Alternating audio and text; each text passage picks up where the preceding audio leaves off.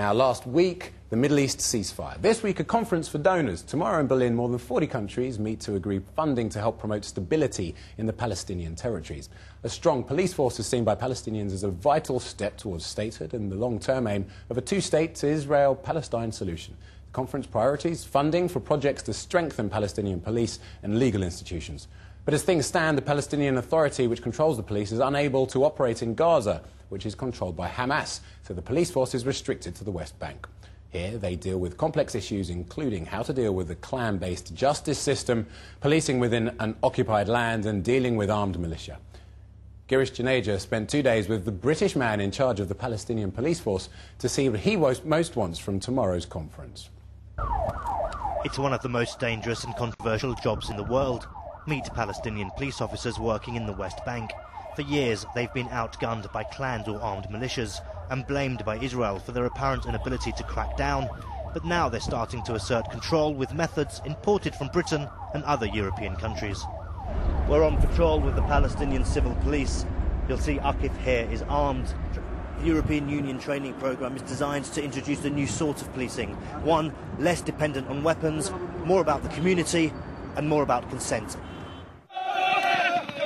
And it looks like this: British policing methods brought to the Middle East. The man in charge is Colin Smith, once the Deputy Chief Constable of Hampshire. His main experience is in Iraq and Northern Ireland.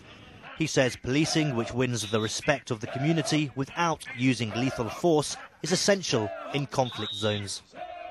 I think people here basically want the same things. They want a job, they want a family, they want education for their kids, they want freedom, and you give them that and they're fine. That's no different anywhere in the world, and that's, I suppose, what the police force here is trying to do, to sort of hold that ground like the RUC did for nearly 30 years, to hold that ground, let political developments take place and work forwards.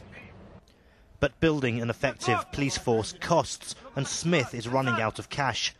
Taxpayers' money from Britain and 40 other countries has been pledged to Palestine, but how much Smith will get will be decided in Berlin tomorrow. Britain says it's already doing its bit. We'd like to see even more donors come forward and, if you like, follow our lead and take a greater interest and take a bigger stake in this very important area of work. So other European countries need to do more? I wouldn't put it that way, but I think we'd just like to see more effort, we'd like to see more expertise coming in, and we'd like to see the Palestinians having the confidence that this is not just something supported by a few countries, that there's real buy-in from the whole international community, and that they have wide international support in what they're trying to achieve.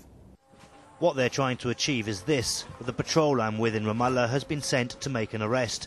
This factory owner is accused of fraud by a former employee. This is normal policing, unthinkable here just a few years ago. But the old ways die hard. Despite the police's involvement, the problem will eventually be dealt with between the families. This is the culture that we live in, you know. We just put the police and the judge aside, and we searching for a solution without them, you know. And this is our own life. President Abbas has deployed hundreds of extra officers in places like Jenin, seen as a militant stronghold. It's supposed to lay the ground for statehood, but Israel has said it will maintain overall security control. Undermining the Palestinian police even further is Hamas, which won't allow it to operate in Gaza. And even in the West Bank, 90% of the police's infrastructure has been destroyed by Israel since 2000. The police here are also seen as corrupt. Well-connected prisoners are routinely released after just 3 or 4 days. I put this to the man who, along with Smith, will make Palestine